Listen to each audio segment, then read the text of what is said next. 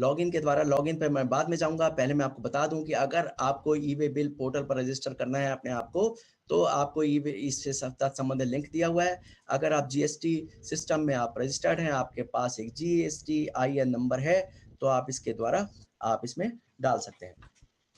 मैं आपको दिखाता हूँ एक उसमें वो करके। जैसे मान लीजिए मैं रजिस्टर्ड हूँ और मेरा, ये सिर्फ उदाहरण के लिए मैं बता रहा हूँ आपको।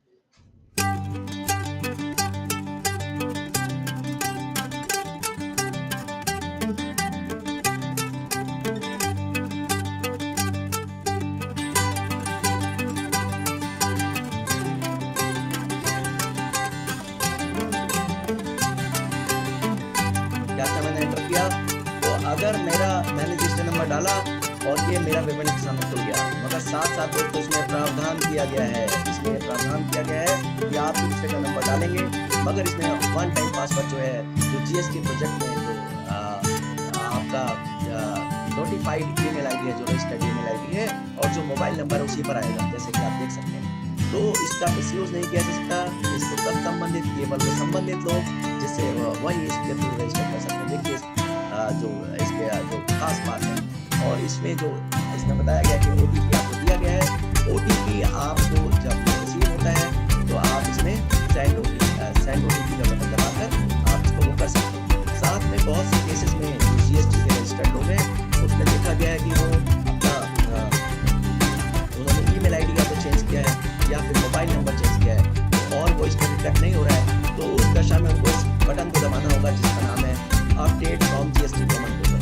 Update from GST common portal से वो पुल कर देगा आपकी इन्फॉर्मेशन और आपकी इन्फॉर्मेशन देख लेंगे। ये मैसेज आ गया कि और डिटेल्स आपको from GST common portal and please check your details.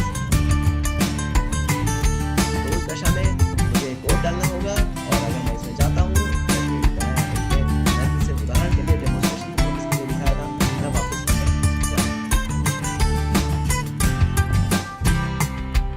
ये मैंने आपको बताया कि अगर जीएसटी में आप रजिस्टर्ड हैं, आपका जीएसटीआईएन है, तो आप किस तरह से ई-वे बिल पर अपने आप को रजिस्टर कर सकते हैं।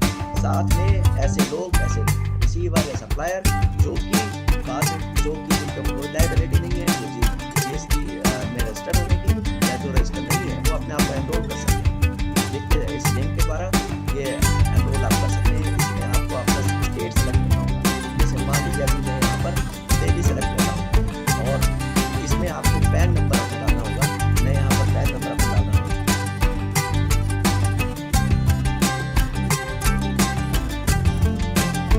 इसके बाद ये वैलिडेट करेगा इसको।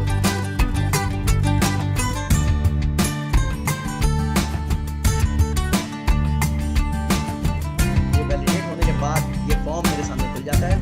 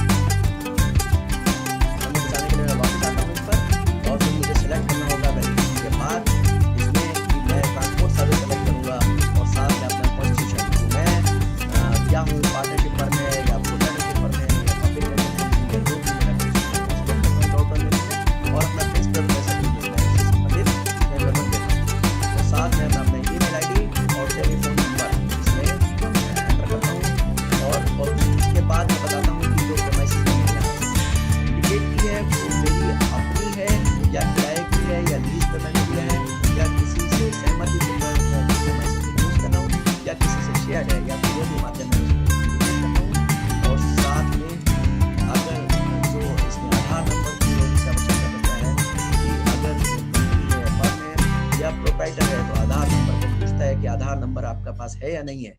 आप देखिए अगर मैं इसमें यस में क्लिक करता हूं तो उसमें आधार नंबर डिटेल्स लेने के बाद उस आधार नंबर के जो मेरे पास फोन नंबर है आधार में जो मेंशन है उस पर वन टाइम पासवर्ड आएगा। ये प्रावधान इसलिए किए गए हैं ताकि इसका मिसयूज ना हो सके, एक के नाम से दूसरा अपने आप को एनरोल ना कर पाए। इसीलिए ये बहुत जरूरी था, इसलिए किया गया है ताकि आपके जो डेटा है जेन्युइन हो और उसको आप ही जेन्युइन पर्सन ही यूज कर पाए। साथ में आपको एड्रेस प्रूफ, आपको ये फाइल आपको चूज करके अपलोड करनी है। आईडी प्रूफ आपको देना है इसके साथ, एड्रेस प्रूफ के साथ, और उसके बाद आप अपना यूजर नेम और पासवर्ड सेलेक्ट कर सकते हैं। यूजर नेम पासवर्ड आप सेट कर सकते हैं। इसमें खास बात यह है कि यूजर नेम भी यूनिक है। 8 से 15 नंबर का यूजर नेम आप बना सकते हैं, जो कि अल्फाबेटिकल या उसमें कोई स्पेशल कैरेक्टर्स भी हो सकते हैं या नंबर्स भी हो सकते हैं, कोई भी कॉम्बिनेशन। मगर पहले जब आप यूजर नेम बनाते हैं, जैसे मान लीजिए मैं बनाऊं पंकज, तो वो चेक करेगा, पोर्टल चेक करेगा कि इसका इस तरह का पहले है तो नहीं। अगर नहीं होने पे वो आपको सूचित करेगा कि आप थोड़ा सा उसमें चेंज कर लीजिए।